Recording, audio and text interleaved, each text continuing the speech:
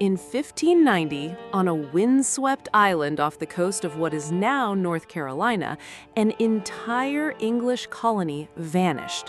117 men, women, and children disappeared seemingly into thin air, leaving behind one of America's oldest and most chilling unsolved mysteries. It had all started just 3 years earlier, in 1587. A group of English settlers landed on Roanoke Island, determined to build a permanent home in the New World. Their leader, Governor John White, watched over the construction of their small, fortified village, a cluster of simple wooden houses protected by a palisade. There was hope here. Soon after arriving, White's own daughter, Eleanor, gave birth to a baby girl named Virginia Dare. She was the first English child born in the Americas, a symbol of a new beginning.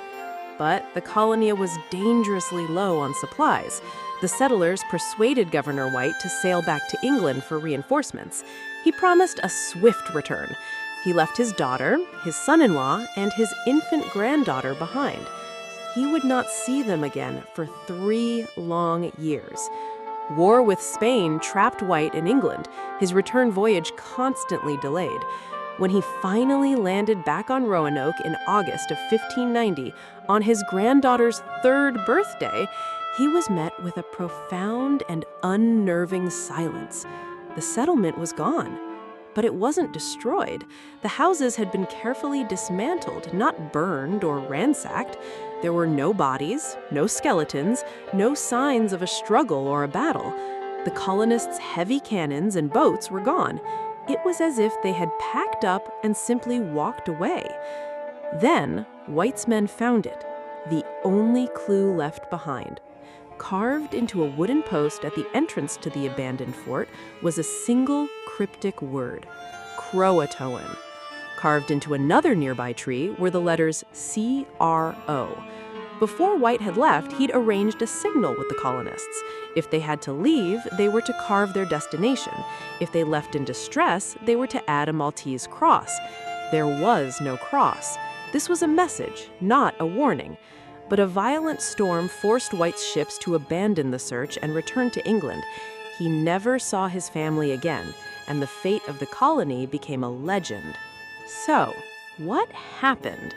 One theory is violent conflict. The settlers had strained relations with some local tribes like the Croatoan. Perhaps they were attacked and wiped out. But again, where are the graves? People don't simply vanish from hardship, they leave remains. The most compelling theory lies within the clue itself. Croatoan was the name of a nearby island, modern-day Hatteras Island, and the home of a friendly Native American tribe. The evidence suggests the colonists, facing starvation, chose to seek help. They relocated, peacefully integrating with their native allies. For centuries, this was just a theory, but recent archaeology has unearthed 16th century English artifacts on Hatteras Island, mixed with native pottery. This physical evidence suggests the two groups lived together. And of course, where history has a void, speculation rushes in. Some suggest supernatural forces or even alien abduction to explain the complete disappearance of 117 people. While assimilation seems the most logical answer, it doesn't close the book entirely. We don't know if all 117 survived to make that journey. We don't know the details of their new lives. The colony was lost, but the people were likely not.